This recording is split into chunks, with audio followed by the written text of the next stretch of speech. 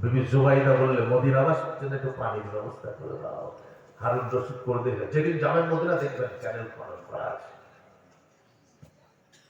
বাবাজি সোনার চাঁদ আল্লাহর ওলি খাজা আব্দুল মুত্তালিব যেদিন বিবাহ করলেন, আর বিবাহ করার পরে কাবা ঘরের সামনে দাঁড়িয়ে কথা দিলেন, রব্বুল আলামিন, আমি আব্দুল মুত্তালিব ইবনে আব্দুল মানাফ, আমি কুরাইশ বংশের মানুষ, আমি আজকে অঙ্গীকার করিতেছি আমি যদি 10 পুত্রের পিতা হয়, আমার যদি 10টা বেটা হয়, আমি যদি 10 সন্তানের পিতা হয়, আমি 10 জন আর আমি বাপ 11 জন মিলে জুরহাম গোত্রের সঙ্গে লড়াই করে আমি সেই জমজম কুয়াকে উদ্ধার করে দেব। আল্লাহ রাব্বুল আলামিন আব্দুল মুত্তালিবের দোয়া কবুল করেছিলেন। তারাই ছিল পৃথিবীর সম্মানিত ব্যক্তি, নবীর দাদা জান। বন্ধু আমার শোনাচ্ছেন বাবাজি, একটা একটা করে মাত্র 17 বছরে 10টা পুত্রের পিতা হলেন আব্দুল মুত্তালিব। একবার মুহাব্বতে আলহামদুলিল্লাহ বলবেন না? 10টা পুত্রের পিতা। গায়ে কত ক্ষমতা ছিল জানেন? উট যখন দহন করতেন আব্দুল মুত্তালিব, কোন উট গোলমাল করলে, একটা উট অনেক ভারী, ঘাড়ে কোন উটটাকে চাগিয়ে ধরে দুবাই করে 10 বেটার বাপ। আর আমাদের ছেলেপিলে দেখুন বিয়ে দিয়েছে 4 বছর হইলো, 5 বছর স্যার দেখতে নিচ্ছে না, 6 বছরে তার চোখ খুঁজে বেড়াই দিয়েছে। কোথায় গেল তো চোখটা? বলে আপনার ভিতরে ঢুকিয়ে দেবো।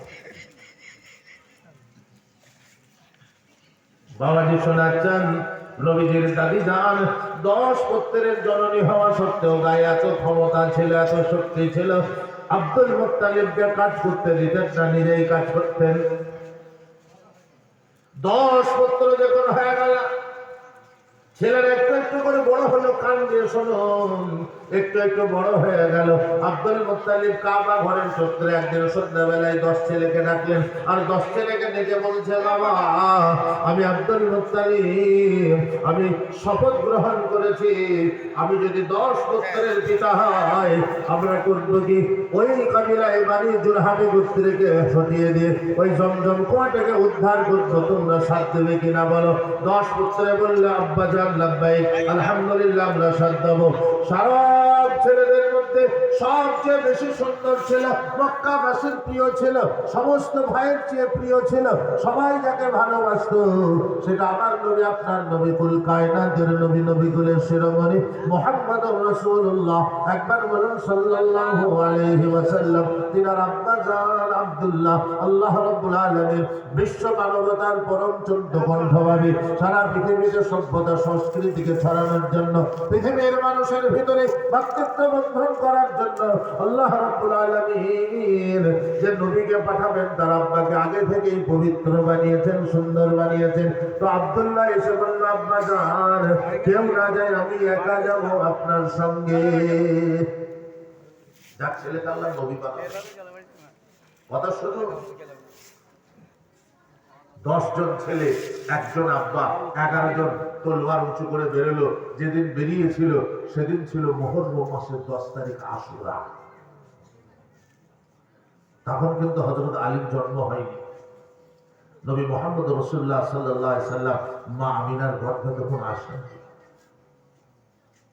বাবাজি সোনার বন্ধু, আল্লাহর ওলি মুহাম্মদের মা জননী সবাই যখন বের হলো, কাবিলা বানু জুরহামের মানুষেরা চলে গেল। ওই জন্য আল্লাহ রাসূল সাল্লাল্লাহু আলাইহি ওয়াসাল্লাম এই ঘটনা যখন শোনাচ্ছেন, তখন বলছেন, ইয়া আইয়ুহান নাস ইন্না আহাব্বি হাত্তা রু'বি ওয়া রু'বাতি লা ইয়াগরু বিহি ফিন্নার। হে মনুষ্য জাতি, আমার উম্মত শুনে নাও, বিশ্বের কোন মানুষ যদি আল্লাহর গোলাম হয়, আমি নবীর যদি আশিক হয়, আমি নবীর যদি পেয়ারা হয়, আমি নবীর যদি মুহাব্বতের লোক হয়, আমি নবীর যদি ভালোবাসার লোক হয়, তাকে তলোয়ার নিয়ে লড়াই করতে হবে না। সে ঘর থেকে বেরোলেই তার দুশমন ভয়ে পালিয়ে যাবে, ভয় পালিয়ে যাবে।